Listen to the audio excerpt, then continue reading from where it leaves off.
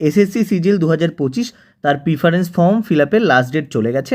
আশা করছি সবাই form fill করে দিয়েছো।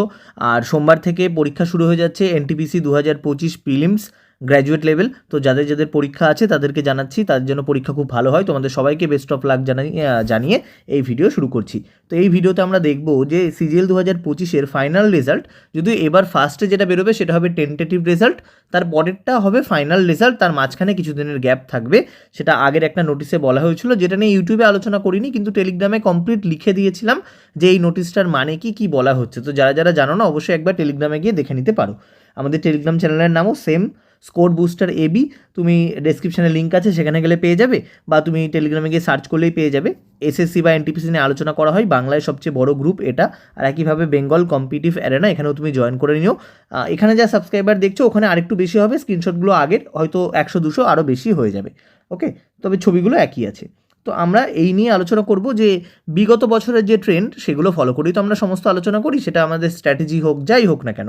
তো সিজিএল 2022 যবে থেকে এই নতুন প্যাটার্নটা এসছে, 2022-এর আমরা যদি দেখি post preference form last date ছিল 1 মে, তারপর সেটাকে 3 দিন বাড়িয়ে দিয়ে করা হয়েছিল 4 মে। আমরা দেখতে পেয়েছিলাম 13 মেতে রেজাল্ট বেরিয়ে গেছে, দেখতে 9 দিন লাগলেও ওয়ার্কিং ডেজ ছিল তার মাঝখানে 6 দিন, ভ্যাকেন্সি ছিল 36,000। তাহলে আমি দেখলাম আমরা যে এক্সটেন্ড ডেট, ওটাকে আমরা লাস্ট ডেট ধরবো, সেই লাস্ট ডেটের 6টা ওয়ার্কিং ডেজ পরেই কিন্তু রেজাল্ট আউট হয়ে গেছিলো। এবার যদি আমরা সিজিএল 2023-এর দিকে তাকাই তাহলে কি দেখতে পারবো, post preference forms last date ছিল 21 তারিখ, এবার 2 দিন বাড়ানো হয়েছিল, ভ্যাকেন্সি 8,000 আর রেজাল্ট বেরিয়েছিল 4 ডিসেম্বর। এবারও কিন্তু 6টা ওয়ার্কিং ডেজের পরে রেজাল্ট পাবলিশ হয়ে গেছিলো। তাহলে 2 বছরই 6টা ওয়ার্কিং ডেজের পরে রেজাল্ট পাবলিশ হতে আমরা দেখতে পেলাম। আচ্ছা, যারা যারা সিজিএল 2026 খুব ভালোভাবে দিতে চাও তারা অবশ্যই আমাদের গাইডেন্স গ্রুপ জয়েন করতে পারো। এই জয়েন করার জন্য এই নাম্বারে হোয়াটসঅ্যাপ করবে, এখানে তুমি একদম daily target, schedule, complete study plan, doubt group, group call সমস্ত কিছু পেয়ে যাবে। আর বেশি দিন নেই, আর 3-4 দিন পরেই কিন্তু এই গ্রুপের জয়েনিং প্রসেস বন্ধ করে দেওয়া হবে। তাই যারা যারা জয়েন করছো অবশ্যই এখন করে নাও। এবার সিজিএল 2024 এর লাস্ট ডেট ছিল প্রিফারেন্স ফর্ম ভরার 27 ফেব্রুয়ারি, ডেট এক্সটেন্ড করা হলো 3 দিন, 2 মার্চ। তারপরে ফাইনাল রেজাল্ট আসলো 12 তারিখ, এবার 7 দিন পরে রেজাল্ট বেরিয়েছিল, 7 ওয়ার্কিং ডেজ, ভ্যাকেন্সি ছিল 18,000। তাহলে আমরা দেখতে পাচ্ছি সিজিএল 2023-এই কিন্তু শুধু কম ছিল, বাকি 22, 36,000, তারপর 18,000, এবং এবারও আমাদের কাছে বেশ ভালো ভ্যাকেন্সি আছে। আচ্ছা, যারা এখনও জানো না, আমরা কিন্তু 10টা গিভঅ্যাওয়ে করছি, যার মধ্যে 2টো রেজাল্ট পাবলিশ হয়ে গেছে। তোমরা শর্টে গিয়ে যারা যারা বইগুলো পেয়েছে তাদের ভিডিওও দেখতে পারো। এখনও একটা লাইভ চলছে, এটা হচ্ছে এটা বেশ কিছুদিন ডিলে হয়ে গেল কিছু নিজস্ব কারণেই। এটার রেজাল্ট সোমবারের মধ্যে আউট হয়ে যাবে। তো যারা যারা পার্টিসিপেট করতে চাও অবশ্যই পার্টিসিপেট করবে। এই এসএসসি পিনাকেলের বইটা কিন্তু গিভঅ্যাওয়ে 3-তে থাকছে। ওকে, এবার আমরা দেখে নিই সিজিএল 2025 প্রিফারেন্সের লাস্ট ডেট ফার্স্টে ছিল 12 তারিখ, এবার কিন্তু একদিন এক্সটেন্ড করা হয়েছে, এটা মাথায় রাখতে হবে। আগের বারগুলোতে কিন্তু 2 দিন 3 দিন মিনিমাম 2 দিন এক্সটেন্ড করা হয়েছিল। যদি আমরা ট্রেন্ড দেখি তাহলে দেখব এখানে কিন্তু 3 দিন 2 দিন, আবার এখানে আমরা দেখতে পাচ্ছি 3 দিন এক্সটেন্ড করা হয়েছে, এখানেও 2 দিন একদিন এক্সটেন্ড করা হয়েছে। আচ্ছা, ম্যাথ রিজনিং ফাউন্ডেশন 2026, যারা এসএসসি হোক, রেলওয়ে হোক, 2026-27 সমস্ত পরীক্ষার জন্য সবচেয়ে ভালোভাবে একদম স্ক্র্যাচ থেকে প্রিপারেশন নিতে চাও তারা অবশ্যই এখানে জয়েন করতে পারো। কোশ্চেন বাংলা ইংরেজি দুটোতেই থাকছে। শুধুমাত্র ম্যাথ রিজনিং মানে শুধুমাত্র ম্যাথ রিজনিং পাবে তা না, তার সঙ্গে ইংলিশ জিকের complete study plan, daily schedule, target, doubt group, group call সমস্ত কিছু এখানে অ্যাভেলেবেল থাকছে। এই নাম্বারে হোয়াটসঅ্যাপ করে তোমরা ডিটেলস জেনে অবশ্যই জয়েন করতে পারো।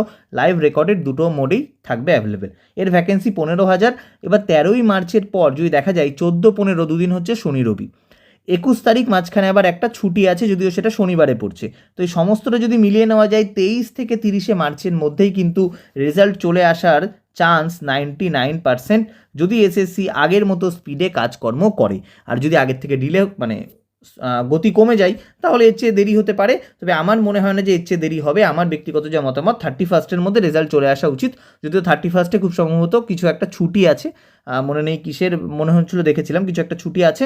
তো এই 30 মার্চের মধ্যে কিন্তু 30 মার্চের মধ্যে 30 মার্চের মধ্যে রেজাল্ট বেরিয়ে যাওয়ার চান্স খুব বেশি। 23 থেকে 30 March expected by score booster AB. তারপর দেখা যাক কবে রেজাল্ট আসে। যখনই রেজাল্ট আসুক 15,000 জন চাকরি পাবে, তাদের জন্য খুবই সুখবর। মানে একদম তুমি বেকার থেকে হয়ে গেলে এত এরকম তোমার একটা যখন ইনকাম আসবে, তুমি একটা জায়গায় যাবে, তখন দেখবে চারপাশে তোমার সম্মান বেড়ে যাচ্ছে সমস্ত কিছু। তো সেটা 15,000, এবার তার চেয়ে একটু বেশিও হবে, কারণ এবার কিন্তু একটা স্লাইডিং মেথড আনা হয়েছে। তো দেখা যাক, হয়তো 15,000 তো আরও 2,000 এক্সট্রা চাকরি আসবে, 17,000-এর কাছাকাছি পোস্ট আসবে। 17,000 মানে কি 2,000 জন ছেড়ে দেবে, তো নিচে থেকে আরও 2,000 নেবে। আমার প্রেডিকশন তো এটাই বলে, ফাইনাল রেজাল্ট আসলে আরও কিছু ক্লিয়ার হবে। তো এর মধ্যেই তোমাদের রেজাল্ট চলে আসার উচিত। এবার তার মাঝে যাদের পরীক্ষা পড়ছে, যাদের এনটিপিসি পড়ছে, তারা কিন্তু একবার ওই রেজাল্টের কথা ভেবে ওই দিকটা খারাপ করো না। তার কারণ দেখা গেল এখানে হলো না, এবং তার চিন্তায় তুমি ওটাও করলে না, তো সেটা খুব খারাপ জিনিস একটা হবে। তো তোমরা এনটিপিসিতে মনোযোগ দাও, যেটা তোমার হাতে এখন আছে এটাই মনোযোগ দাও। রেজাল্টটা কিন্তু তোমার হাতে আর এখন নেই, তো সেটা তো তুমি মনোযোগ দেবে না, এটাতে দাও। তারপর রেজাল্ট বেরিয়ে গেলে আমি তোমাদেরকে টেলিগ্রামে জানিয়ে নেবো, তখন দেখে নেবে নিজের নাম আছে কিনা। যদি নাম থাকে, যদি দেখো নিজের ডিজায়ারেবল পোস্ট পেয়ে গেছো, তারপর তুমি এনটিপিসি দিতে যেও না, অন্য কিছু সে দেখা যাবে। কিন্তু এখন কোনো মতেই কোনো কিছু রিস্ক কোনোভাবেই নেবে না। চলো, সে তোমার যত নাম্বারই থাকুক, এবার তো আবার কম্পিউটারেরও অনেক কেস আছে, দেখা যাক সেগুলো কী হয়, বোনাস নাম্বার আদৌ দেয় কি না। বোনাস মানে মার্ক ফর অল যেগুলো ভুল আমরা ধরেছি, সেগুলো মানে কি না এসএসসি।